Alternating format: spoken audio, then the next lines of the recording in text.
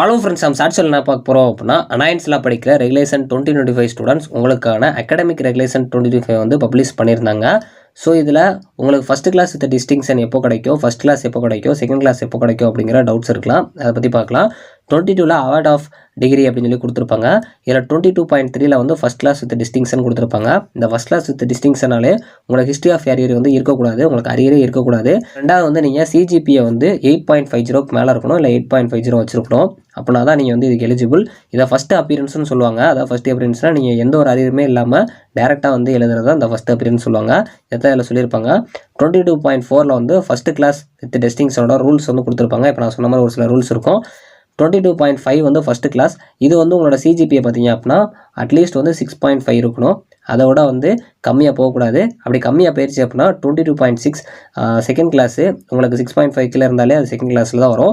உங்களோட ரெகுலேஷன் 2025 பொறுத்த வரைக்கும் இந்த first class with distinction, first class, second class பற்றிலாம் சொல்லியிருக்கேன். இதெல்லாம் எதுக்குன்னா உங்களுக்கு லாஸ்ட்டாக வந்து அந்த டிகிரி வாங்குறப்போ இதை மென்ஷன் பண்ணியிருப்பாங்க.